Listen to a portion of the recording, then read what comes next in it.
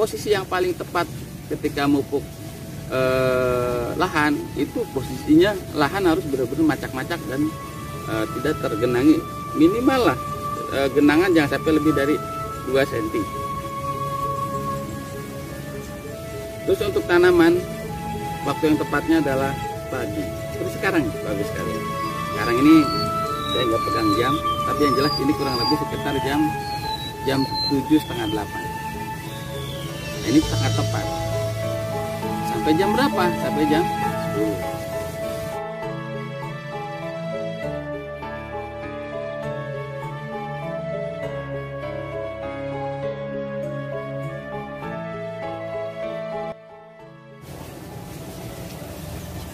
Ini tempatnya ala kadarnya nih. Oke Bapak Ibu sekalian, karena memang pagi ini adalah pagi yang cerah, suasana pun kita juga harus dibuat secerah mungkin, pikiran kita juga harus lebih santai, lebih ya gimana kita lah dalam menyikapi segala sesuatu. Kita tahu semua bahwa dunia pertanian adalah dunia yang penuh dengan berbagai permasalahan, berbagai dengan temuan, inovasi, dan semuanya terus petani itu tidak ada yang pintar. Semuanya terus belajar. Dari satu jenis tanaman, dari satu jenis lahan, dan juga lingkungan. Apakah itu lingkungannya itu baik, cocok untuk kantor itu, kita semua belajar.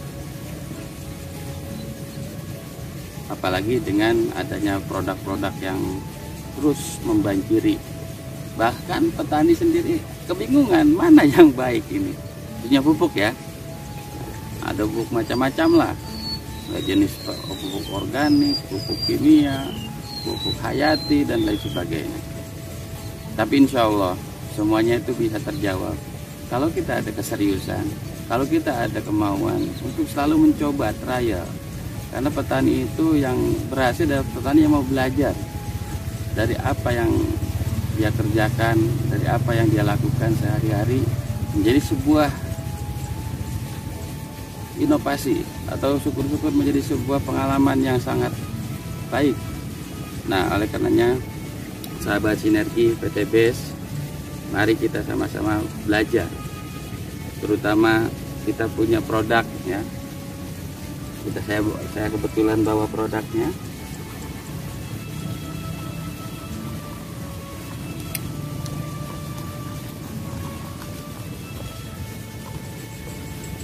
Nah ini produk Ekofarming, ini penampilan dari ini ya. Jujur saja, saya sebagai petugas lapangan sering mendengar petani mengeluh dengan berbagai masalah. Mulai dari masalah hama dan penyakit, masalah dengan produksi yang menurun, belum masalah lagi yang berkaitan dengan sifatnya musibah seperti kekeringan, banjir, adanya pandemi hama yang dan sebagainya. Maka dari itu, yuk kita satu-satu dulu uraikan atau kita bahas sedikit demi sedikit. Karena untuk bisa menjadikan bahwa pertanian ataupun tanaman kita sehat, yang perlu kita lakukan adalah bagaimana kita menjadikan media tanam itu cocok dan subur. Yang kedua, pilihlah tanaman yang sesuai dengan kondisi atau lingkungan. Artinya pada ketinggian tertentu, pada situasi tertentu, misalnya curah hujannya, terus juga ada suhu rata-rata dan sebagainya. Itu ada spesifikasinya. Oke lah, kita ambil satu fokus saja dulu ke tanaman padi. Padi itu termasuk tanaman yang mempunyai toleransi yang sangat tinggi. Dataran rendah, daerah tinggi tetap jadi. Cuma semuanya perlu adaptasi, perlu adanya sebuah cara-cara pengelolaan yang baik. Selain tanaman yang harus kita pilih, yang utama Dan yang pertama adalah bagaimana memilih bibit ataupun benih yang unggul, yang modern, yang memang di situ bisa dikatakan tanaman varietas padi yang selain unggul secara produksi, tahan dari berbagai situasi dan kondisi, cekaman dan sebagainya, dan juga potensinya sangat luar biasa. Ambil contoh sekarang kita lagi rame nih Inpari 32. Ya saya pikir Inpari 32 harus kita perjuangkan karena salah satunya dari tanaman padi yang produksinya cukup tinggi. Tinggal bagaimana kita mengelolanya. Yang kedua, selain kita memilih varietas unggul, kita bagaimana memberikan pemupukan yang tepat. Artinya tepat di sini ada 5T. Yang pertama adalah tepat jenisnya. Jenis di sini kita pilihnya apa nih? Mau eco farming atau pupuk yang lain? Itu termasuk pilihan. Jenis pupuknya atau jenis tanamannya. Tanamannya tanaman apa? Apakah tanaman musiman? Apakah tanaman tahunan? Karena semuanya akan berimbas pada cara dan metodenya nantinya. Misalnya tanaman musiman, ya paling tidak umurnya berkisar antara bulanan sampai 1 tahun lah maksimalnya. Contoh tebu itu 1 tahun betul, dari mulai awal sampai 1 tahun, baru dia panen. Itu musiman juga. Beda dengan tahunan. Dengan tahunan itu ya mereka akan tidak cukup 1 tahun panen, tapi dia berkali-kali panen. Maka sampai 20 tahun sampai 25 tahun.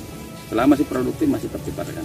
Di satu jenis, ketepatan pilihan pupuknya apa, tanamannya apa. Yang kedua,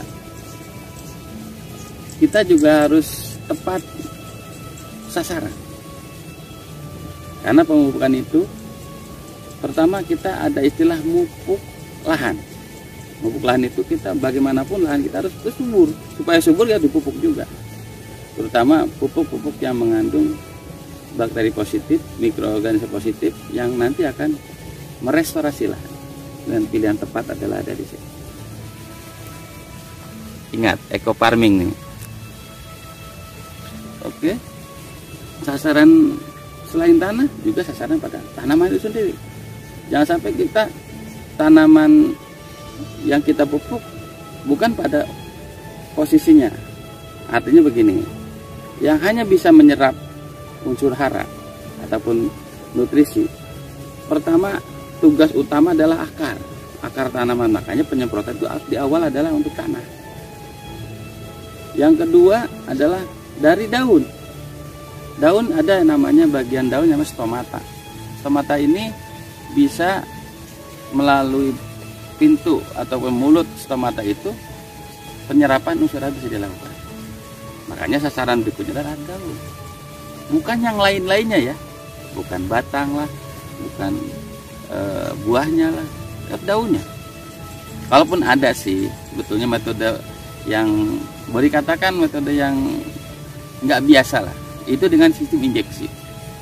Injeksi itu berarti batang dilubangi seperti itu kira-kira. Nah, nanti nutrisi eco farming itu bisa dilarutkan melalui paralon ataupun sejenisnya selang, itu bisa masuk ke jaringan batangnya. Itu sekadar bahwa sasaran itu di situ. Yang ketiga, tepat dalam waktu. Kapan sih waktu yang tepat? Kalau boleh tanya nih Bapak Ibu sekalian, sahabat sinergi, kita tanya tuh tanaman. Tanaman, kamu lapar belum? Begitu kira-kira. Tanaman, kapan kita harus kasih makan? Ya layaknya manusia, pagi sarapan pagi, siang makan siang, sore makan sore, bahkan makan malam. Tanaman pun sama Bapak Ibu sekalian. Waktunya ada. Kita ambil contoh padi. Kapan sih kita harus memberikan makanan atau nutrisi? Ya ketika kalau tanaman itu dalam bentuk tanaman yang dipindahkan, artinya kita membuat persemaian sebelum itu dilakukan penanaman harus dipupuk dengan pupuk dasar. Artinya pemupukan sebelum tanam. Ya salah satu ini eco farming merekomendasikan sasaran yang paling pertama adalah untuk mempersiapkan makanan. Ketika tanaman itu dipindahkan, dia akan siap menyantapnya. Kira-kira begitu Bapak sekalian. Yang berikutnya sesuai jadwal. Yang ada yang brosur dalam ini. Jadi ada umur setengah bulan, ada umur 1 bulan, 4 bulan setengah. Kenapa bahasa saya dengan istilah seperti supaya mempermudah saja. Sebetulnya hitungan tepatnya 14 hari, 28 hari, 42 hari, dan 56 hari. Itu dari waktu. Belum waktu pemupukan yang tepat nih. Untuk tempat kelahan bebas, mau pagi, siang, sore, yang penting cuaca mendukung. Tidak ada hujan, tidak ada banjir, dan posisi yang paling tepat ketika memupuk lahan itu posisinya lahan harus benar-benar macak-macak dan tidak tergenangi. Minimal lah genangan jangan sampai lebih dari 2 cm. Terus untuk tanaman waktu yang tepatnya adalah pagi. Seperti sekarang Bapak sekalian. Sekarang ini saya nggak pegang jam, tapi yang jelas ini kurang lebih sekitar jam 7:30, 8. Nah ini sangat tepat. Sampai jam berapa? Sampai jam 10. Kenapa sih kok ada jam waktunya? Nah, ya itulah. Bayangkan sama kita juga sebagai manusia, ketika lapar jam sekian, ketika lewat kita nggak nafsu makan lagi. Seperti itu kira-kira. Jadi ini sebagai pengalaman ketika kita nantinya aplikasi untuk ekoparmi, khususnya ekoparmi ini ya. Jam 7 start. Jam 10 selesai, nggak selesai ya selesaikan aja. Maksudnya, jadi sampai batas waktu itu kita stop. Kalaupun kita masih ada beberapa tangki yang harus kita simpan, biar besok paginya lagi. Itu dari waktu. Kenapa sih kok kesannya nggak ribet amat harus pakai waktu? Ya beginilah.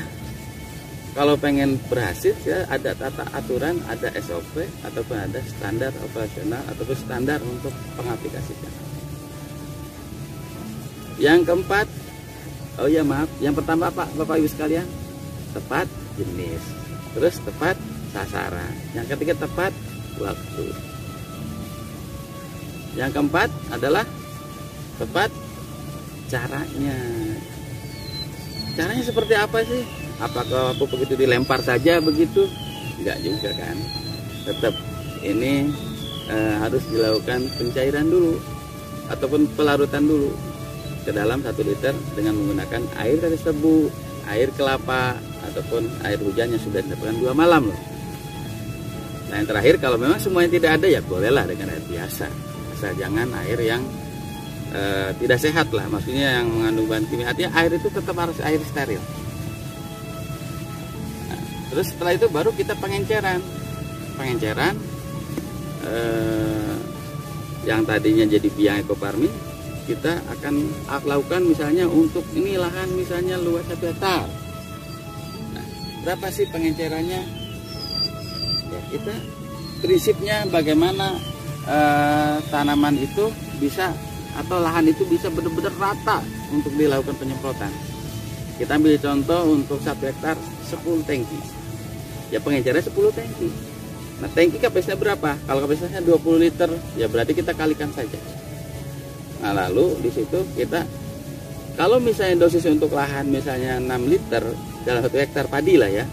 Nah kita bagi 10, berarti per 1 tangki adalah 600 mili untuk sasaran lahan. Kalau untuk tahapan berikutnya misalnya untuk umur 14 hari atau setengah bulan berapa? Itu 1 liter. Nah ini yang dikatakan caranya itu tadi setelah dilarutkan, diencerkan, lalu disemprotkan atau disiramkan. Tapi di sini lebih enak sebenarnya disemprotkan karena tingkat pemerataannya lebih pas. Dan yang terakhir dari 5T, 5 jenisnya, terus sasarannya, terus waktunya, caranya, yang terakhir adalah formulasinya. Sebenarnya bahasa formulasi itu adalah rumus. Bagaimana kita merumuskan? Karena segala apapun pemupukan itu harus efisien, mengandung memiliki prinsip efisien, efektif, gitu kan? Efisien di sini ya tentunya harus kita hitung berapa dosis yang tepat. Dosis satuannya adalah bisa mililiter, bisa gram, dan bisa satuan lain yang nanti dibandingkan dengan alat ataupun wadah yang kita gunakan. Anggaplah di sini tentuannya berapa mili per tangki, itu dosis. Atau mungkin tempat yang dimaksud bisa aja bukan tangkinya, per hektarnya berapa, nah itu sama aja dosis. Misalnya untuk 1 hektar berapa sih dosisnya? 10 tub secara keseluruhan, nanti dibagi sasaran lahan berapa, sasaran lahan berapa, itu juga dosis. Jadi dosis itu penting dan harus diperhatikan. Salah dosis berakibat juga kekurangan respon tanaman kurang. Kalau untungnya ini ekofarming ini kelebihan nggak masalah guys, nggak masalah sahabat mitra sinergi petani. Jadi ya bagi petani yang merasa oh saya pengen banyak, silakan, cuman pemborosan aja Pak. Oke, itu berdasarkan dosis yang kita ukur dari ukuran pupuk dibandingkan dengan luasan ataupun tempat yang kita gunakan. Atau lebih spesifik lagi ada namanya konsentrasi. Konsentrasi ini dimana pada saat kita tadi sudah dilarutkan, ini contohnya seperti ini nih, dilarutkan ya. Nah, nanti kita kan punya luasan yang tanaman itu mungkin untuk beberapa meter saja atau mungkin beberapa pohon saja kalau di tanaman lain. Ya kita gunakan konsentrasi bahasanya. Nah, ambil contoh ya, untuk sasaran padi nih misalnya. Padi untuk katakanlah untuk sasaran lahan ya, konsentrasinya berapa yang harus kita hitung. Jadi tadi saya sampaikan yang 6 liter dibagi 10 berarti ketemunya di angka 600 mili per tangki. Kita hitung lagi satu tangki berapa liter. Kalau satu tangki itu udah 20 berarti konsentrasi yang didapat adalah 600 mili dibagi 20 liter. Jadi konsentrasi yang dimaksud adalah 30 mili per liter air. Jadi kalau kita dalam kondisi tertentu, misalnya padi bisa aja Bapak Ibu sekalian kena ya gangguan lah, namanya hama di lapangan, keong, ada tikus, beberapa rumpun itu dia tuh ketinggalan lah bahasanya tuh, tanamannya kita sulam. Nah untuk nyemprot sekitar itu aja berapa ngitungnya ya seperti itu. Jadi per liternya adalah 30 mili kita semprotkan, jadi efektif kan. Nah makanya ingat dalam hal ini pelajari bukunya, di sini ada semua petunjuknya, dan insya Allah ingat pemupukan harus 5T, tepat waktu, tepat jenis, tepat sasaran, tepat waktu, tepat cara, dan tepat formulasi. Barangkali ini yang bisa kami lakukan atau bisa kami sampaikan berkaitan dengan bagaimana kita meningkatkan hasil dari sebuah tanaman, dari tanaman padi kita, khususnya padi. Pemupukan harus tepat, bagaimana pengelolaan tanahnya, bagaimana kita memilih tanaman yang tepat. Oke, sahabat sinergi, mari kita sama-sama kembangkan atau kita perkenalkan kepada petani Indonesia bahwa saat ini sudah ada loh pupuk yang all in one, bisa untuk semuanya dan bisa untuk segala kondisi. Insya Allah dengan ekofarming lahan subur, petani yang makmur. Wassalamualaikum warahmatullahi wabarakatuh.